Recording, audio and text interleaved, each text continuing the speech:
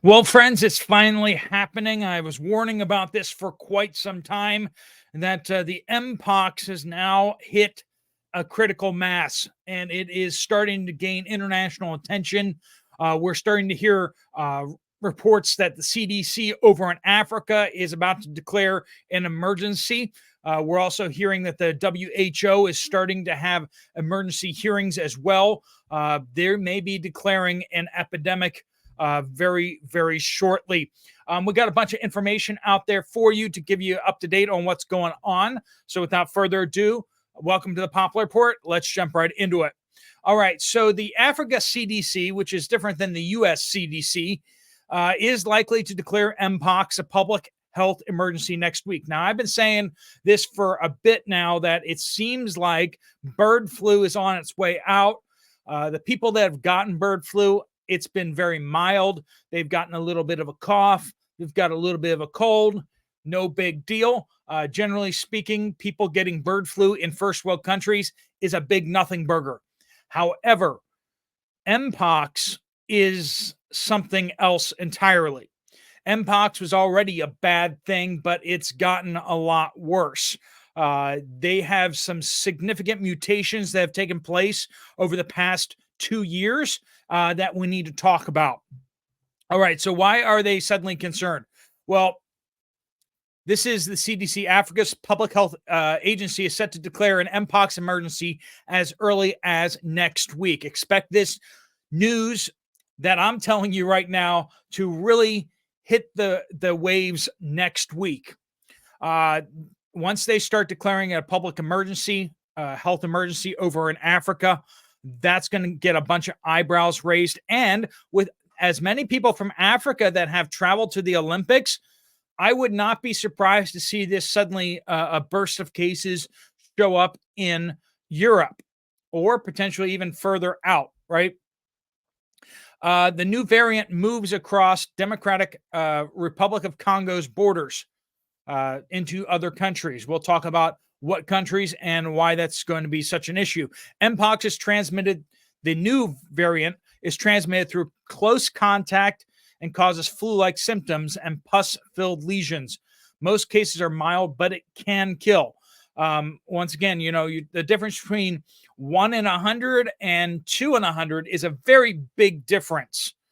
The new variant, known as Clade 1B, and circulating mostly in Congo, appears to be spread more easily through routine close contact. It seems to be the case among children, which is a big change because Clade 1 and Clade 2, the originals, they were spread through special close contact, right? And that's why most people in the United States didn't get the Mpox vaccine. Only people in certain rainbow communities got the vaccine because they were the ones at risk because they're the ones spreading it. Practically everybody in the U.S. that got it, with a few exceptions, were basically part of the rainbow community. African Centers for Disease Control and Prevention, Jean, said on Thursday that reported cases in Africa had risen 79% from 2022 to 2023, but 160% from 2023 to this year. This is one of the aspects that is alarming to us, how much faster it's growing. Kaseya added he would have calls with the heads of African Union and the African Union Commission on Tuesday to get their blessing next week and guidance to declare a public health emergency, a new power for the continental body. He says that will most likely, he will make the declaration next week. And what does that mean? Doing so would enable Africa CDC to better coordinate cross-border responses and would obligate member countries to notify of new cases to the continental body. It would also enable mobilization of domestic and international resources and accelerate vaccine research and development.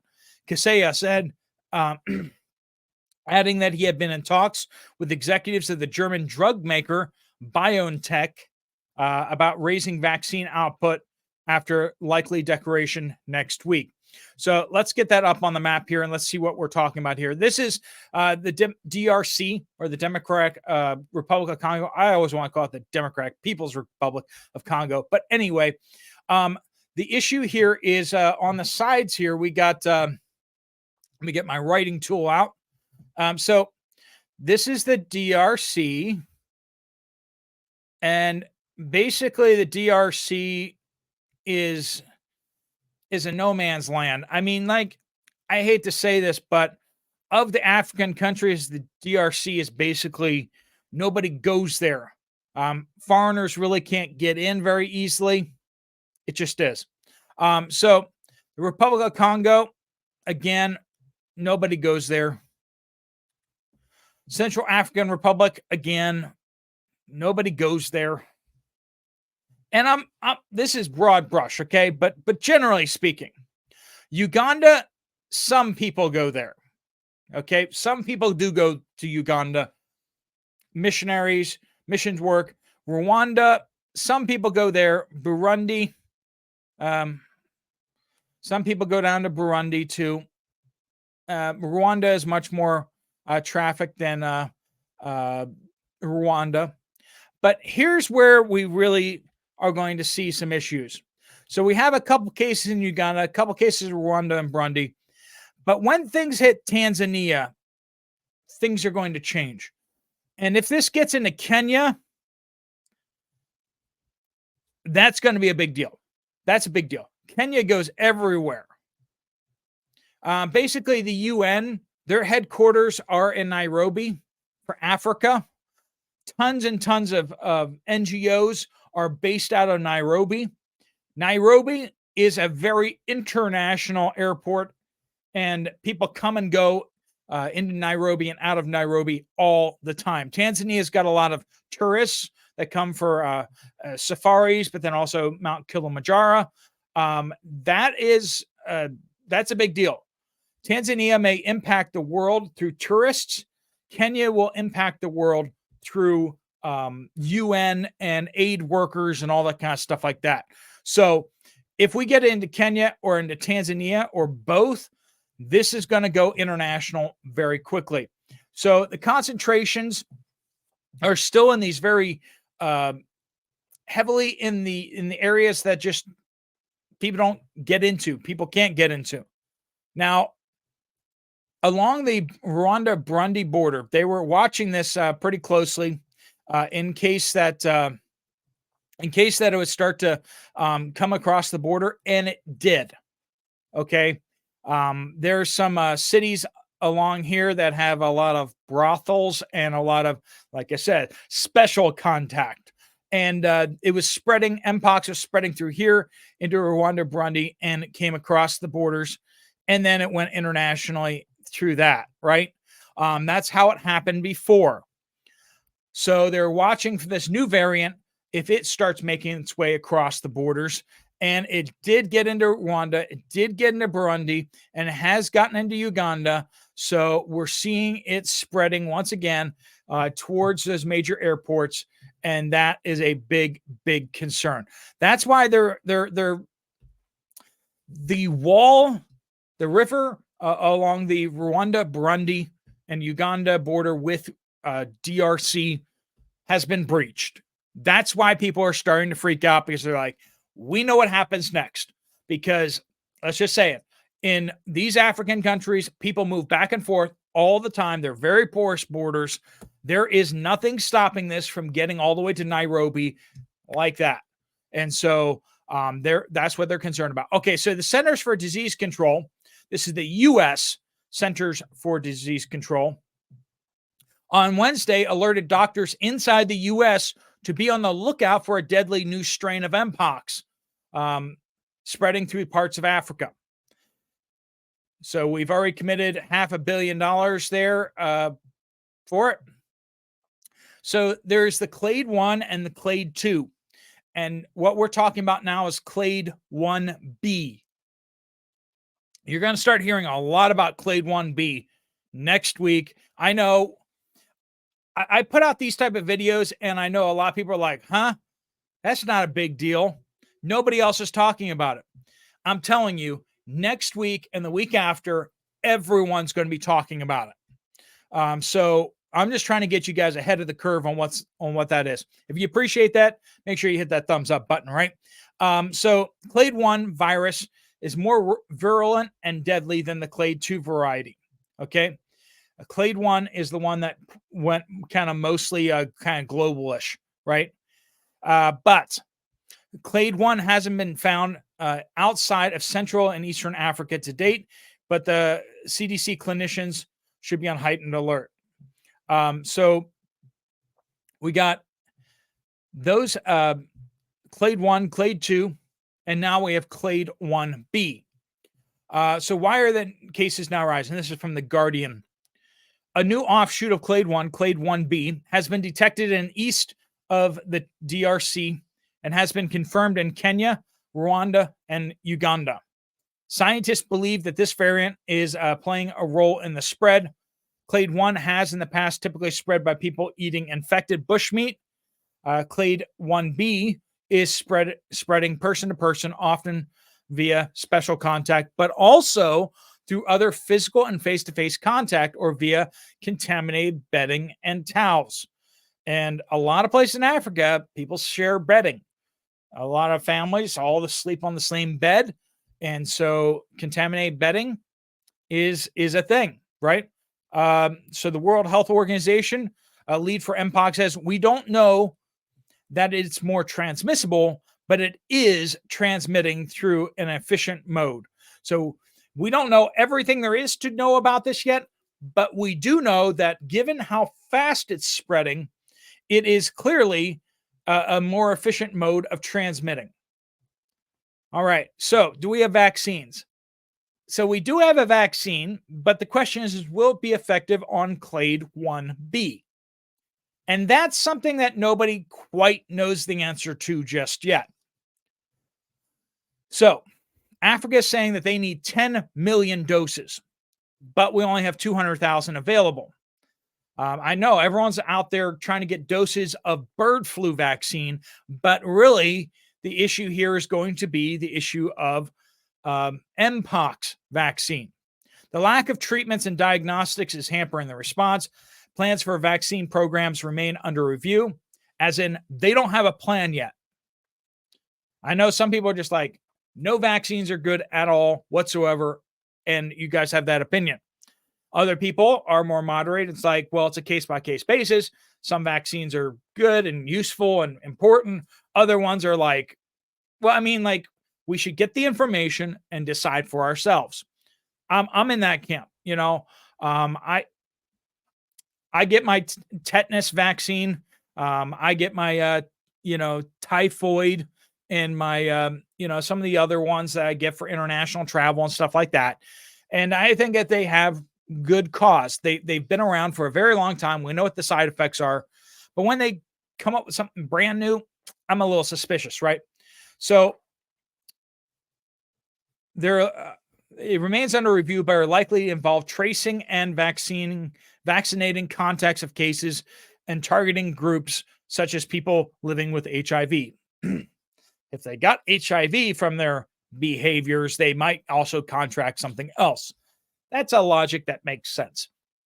The WHO has triggered an emergency use listing for 2 vaccines, which allows organizations such as Gavi and UNICEF to procure them for distribution. So that is interesting right there, that the WHO has approved for emergency use 2 of these vaccines that were not and have not been tested thoroughly or extensively, because suddenly, for the greater good, we need to move on this right now. Now, moving on from the CDC and the African CDC, we're moving on to the WHO, which is affiliated with the UN, right? The African CDC is affiliated with the African Union. The US CDC is affiliated with the US government. But WHO has called an emergency meeting to discuss a jump in Mpox cases from DRC. Let's just throw that up on the screen here. DRC and the potential for further in light of the spread of Mpox outside DRC and the potential for further international spread within and outside Africa, I have decided to convene an emergency committee under the international health regulations to advise me on whether the outbreak represents a public health emergency of international concern. All right. So that gives you an idea kind of what's going on here. We actually have the statement that he released here in light of the spread of mpox outside DRC, blah, blah, blah, blah, blah. Committee will meet as soon as possible and will be made up of independent experts from a range of, but the keys here, the key outbreak. Okay, so we have outbreak is localized. Then you have epidemic, which is more regional and much more widespread. And then you have pandemic, which is multiple continents. It's spreading across continents. So right now we're here at outbreak. Okay. That's outbreak level. We have not gotten to epidemic level, and we have not gotten to pandemic level. The question is how fast will we get there? And that's something we don't know yet. So the WHO Director General Tedros, which we just saw, made the announcement on Wednesday amid an outbreak that has seen nearly 27,000 cases. Now, the last mpox outbreak that had people people in the rainbow community in a tizzy, and I told you back then, I said, it's interesting that only certain people are getting this. They won't tell you that, but only certain people are getting this. This isn't a threat to you and I, as long as you're keeping it monogamous, if you know what I mean. So that was 90,000 cases worldwide. This has already seen 27,000 cases just in DRC, and it's claimed 1,100 lives, many of them children. So when you start seeing that, 1 out of 27, that sure sounds like a 4% mortality rate. When we're looking at the 0.4, 0.3, 0.2, 0.1% mortality rates of the cough, and the world was, having a conniption about that and shutting down everything. This is looking at currently more like a 4% mortality rate. Now, there's contributing factors, lack of medical care access, malnutrition, all that kind of stuff like that. We're going to probably see that 4% drop. One, because we're going to see more people testing positive for it than because right now you don't go in and get tested for it unless you're sick, right? When we have more widespread testing, we're going to find more people have it, but only the severe people are being tested for it, right? And so that's what we saw with the initial outbreak of the cough. Only the severe cases were actually being tested, and so therefore we saw a much higher mortality rate at first. But even then, it was still presenting at like 1%. This presenting at 4% is a big deal.